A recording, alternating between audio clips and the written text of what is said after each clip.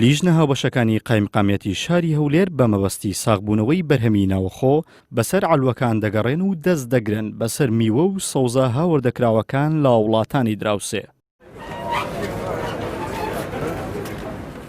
لیژنە هاوبەشەکانی قایمقامەت لیستێکیان لە بەردەستە کە سەرجەمە و سەوزە و میوانەی تێدا دیاری کراوە کە کڕین و فرۆشتن پێیانەوە قەدەغەیە بەهۆی ئەوەی بەرهەمی ناوخۆنین. جوتیارانی هەرێمی کوردستان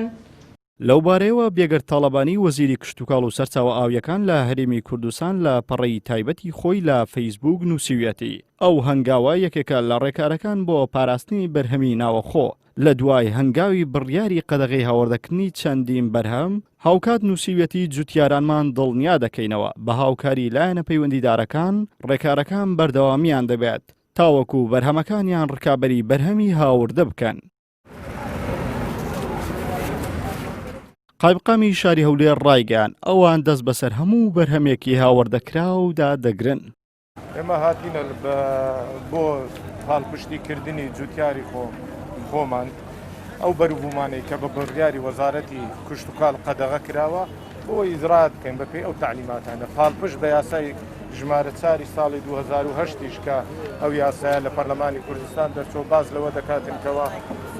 ئەو بە جۆرە بەروبوومانە قەدەغە بکەین. لە بەرامبەردا خاوەن نووسنگەکانی فرۆشتنی سەوزە و میوە دەڵێن ئێمە ئەم بەرهەمانەمان کڕیوە و هاوردەمان نەکردووە پێشیان وایە کە حکوومەت دەبێت لێپرسینەوە لەگەڵ ئەو کەسانە بکات کە لە سنوورەکان داخلی هەرێمی کوردستانی دەکەن نەک دەست بگرێ بەسەر بەرهەمی جوتیاران و فرۆشگاکان لە نێو بازاڕدا. خاونسیەکان هەموو زەرەر دەکەنەوە ڕستقی بەسەدا و دەست بەسەدا بچێ بەڕاستی وەکولی زەرەر هەموو خێزە بەس هەم مشتری و هەم بەقاری زەرمەندن حکوومەت ئێستا دەری مەمنوعە بەس بێ لە هەشت موسمەکەی دوومان زیاتری مایە خۆماڵی پێڕا بکە هەتا ئێستا هیچ فەلاح یەک فەلاحت نەگیز فەلاح لەو کوردستانی خاص و کەلەم و قەرامەتی وانە نەچاندی هەتا بدورتەوە بیتێ کالەمان ئەمە لێ ساقین پێویست ناکە بە گومرجی ئەو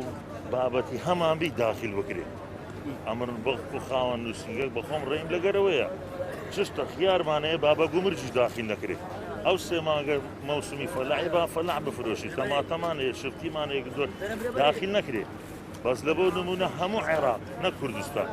چیلۆ خاسە چی نییە قەت چیلۆ قەرنابیتە چی نییە چیلۆ بڕۆکلیە چی نییە چیلۆ بیبەرە چی ملەوەنی نییە ئەو شتانەی هیچ نییە ئەگەر ئەو مەمنوع کارێ بەڵان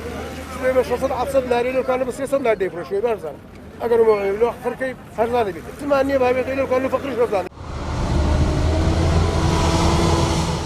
لە خاڵسنوودەکان ڕۆژانە بەسەدام بار هەڵگری سەوزە و میوە بە شێوەی قاچاق دەهێنرێتە نێو هەرێمی کوردستان و حکوومەت ڕێگریان لێ ناکات لە بەرامبەردا هەڵدەستێت بە گرتن و دەست بەسەرداگرتنی سەوزە و میوە لە بازاڕدا ئەوەش ژیان بە جوتیاران و فرۆشگاکانی سەوزە و میوە دەگەیەنێت. عیمران ئەمیر کەناڵی ئاسمانی پەیام هەولێر.